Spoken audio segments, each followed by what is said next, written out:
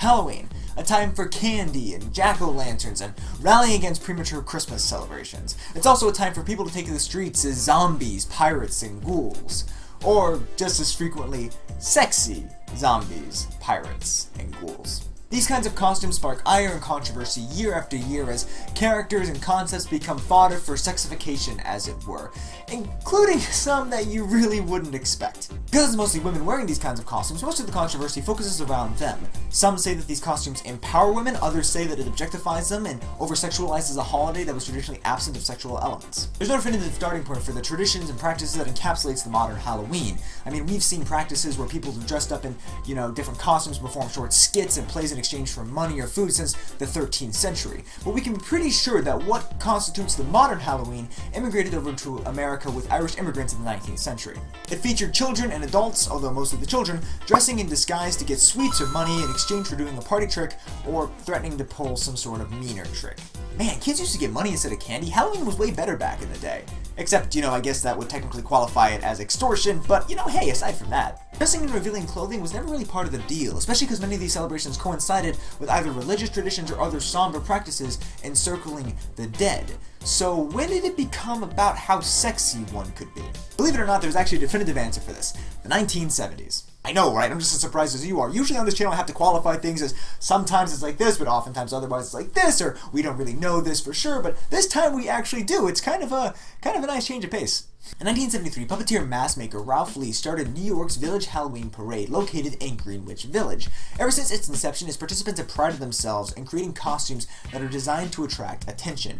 It is still going on, by the way, and has now grown on to be one of the largest Halloween parades in all the world. Making costumes designed to attract attention is one thing, but where does the sexual element come in? The thing is that Greenwich Village has long been the de facto center for New York's LGBTQ community, so from the very beginning they had a very large role in determining how the parade would process. A common feature in LGBTQ parades is to use revealing clothing as a form of parody to question our notions of gender, of sexuality, and what it means to, be sexy. It's using parody, it's going over the top intentionally in order to make a point. As one writer at Slate described, their influence in the parade allowed women coming in and participating the freedom to be able to express themselves more as a sexual being through the use of more revealing clothing than they would have been able to find in most other contexts. The practice began disseminating throughout the country before exploding in popularity in the 2000s because, as sellers of Halloween costumes will tell you, they actually sell very well. Since that fateful parade, women have been increasingly demanding a more diverse palette of options to be able to dress sexy for the night, and costume providers have been more than happy to respond to the increased demand. And it has drawn a lot of controversy ever since. One of the most vocal and common critiques, especially as you'll see on the internet, is that this is just a way for women to dress, slutty for a night, and it detracts from the original purpose of Halloween, which is, to dress as something scary or supernatural. Except it's never really been what Halloween's about. Even before its current evolution into this sort of costume and candy extravaganza, Halloween wasn't really about scaring people. Historical records argue that it was more about adopting other persona for individual or religious motivations. Sometimes those motives would transcend into the supernatural, but it was more to appease the spirits of the dead, not to frighten anybody. And once the practice had entered the 19th century, it almost wholly become about donning costumes in order to earn some sort of candy or treat. The whole idea of the costume was to be about fun, not about fright. This desire has translated across time into today. Think about it, it's actually really common to see people wearing costumes that have nothing to do with scaring people. I've seen so many kids dressed up as Spider-Man or Batman, Catwoman, or Elsa. I've seen adults, last year especially, dressed up as Rick Sanchez. A whole bunch of them actually dressed up as Rick Sanchez. I'm kind of a little worried about the onslaught of Pickle Ricks that are going to be coming this year. But we also saw Stranger Things references, and we see a lot of It references coming up this year. And although some people may freak out and scream at the sight of me in a onesie, there's nothing intrinsically scary about Steph and I dressing up as a Pokeball and Pikachu, yet people also seem to be fine about this. The appeal of Halloween isn't being scary, it's not being you. It's the appeal of the masquerade. Masquerades were parties common in medieval Europe, characterized by attendees wearing masks to hide their face. They still happen today, although they're more prominent in movies where writers try to drop subtle doses of symbolism without pissing everybody off. They developed an appeal as places where class and identity divisions were concealed, allowing people to be liberated by anonymity so as to pretend and interact with greater impunity.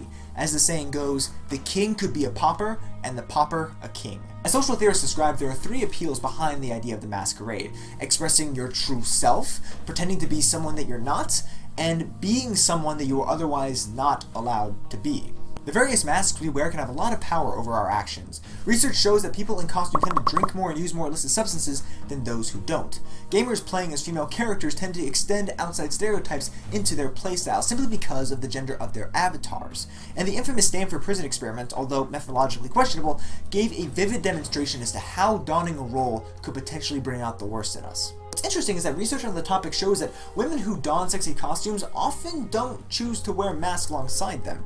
Indeed, they often let their faces be clear, invisible. They choose to dress up as, amorphous characters or something that they just kind of step into, so maybe they'll be a doctor as opposed to a specific doctor, and they will then put these pictures more frequently on social media than their male counterparts do when controlling for other factors, which is really interesting because social media is arguably the most curated version of our identity that's out in existence. Some scholars take this to mean that women are performing this sort of third action, that they are expressing a version of themselves that is sexually open, that they are otherwise not allowed to be outside of the context of the holiday. Considering how our society simultaneously praises and demeans physical beauty, how we place a great deal of societal weight on the pursuit of sex while paradoxically shaming those who seek it out, and how we do these things every day of the year except for Halloween, they may have a point. Although research shows that most people don't put much explicit thought into sending a message with their costumes, most women who do think about it generally intend to appear sexualized, namely because they see it as fun. And that fun comes from getting to experiment with a sexy side of them, a side that exists in virtually everyone that they wouldn't normally get to explore. To unironically quote Mean Girls, "In girl world, Halloween is the one night a year when a girl can dress like a total slut and no other girls can say anything about it." There's no consensus, either public or academic, as to whether or not these costumes empower women or objectifies them. And really, that determination is going to come from one's core sets of values and how they express those and extend those out into the world. Frankly, the academic debate probably doesn't even matter to most people in the general public. What matters is that Halloween has always been an opportunity to explore an identity that isn't quite your own. So whether that's a nurse, a zombie nurse, or, yes, a sexy zombie nurse, you be yourself, internet. Or maybe, just for a night, don't. Clear, when Steph and I go dressed up as a Pokemon in the Pokeball, we are doing it to express our true identities as video game geeky people, right? Which is something that if you know us in real life, you'll probably find zero surprise in at all. In fact, if you know me also by watching these videos, you'll also find no surprise in that at all. We're not doing it to kind of express a deep desire of what we would want to be. Although I may actually do that a little bit with my own costume because I get to dress up in a onesie, which is just super comfortable and awesome, and it's absolutely criminal that adult males are not allowed to wear these in public, or at least if you do, you catch the ire of strangers. I don't know, just wanted to clarify that before we got into the end cards of the video. Now that that's clarified, what do you guys think? How much is Halloween about exploring a scary identity versus just exploring a new one? Or maybe how much is it about exploring an identity that's latent within you and kind of exploring the gaps between that and who you perceive yourself normally as truly being? Down in the comments. I look forward to reading all of them and answering a few of them in the next comment response video. Sources for everything, as always, will be down in the doobly-doo, as well as links to the Facebook, the Twitter, and the blog. I look forward to seeing you guys out there as well. If you enjoyed this video, I hope you'll consider giving it a thumbs up. And if you want to support the channel, you can do so by commenting down below, by sharing this video, and by subscribing to the channel to stay in the loop for more awesome social science content is uploaded. As always, thank you guys so much for watching. I'll see you next time.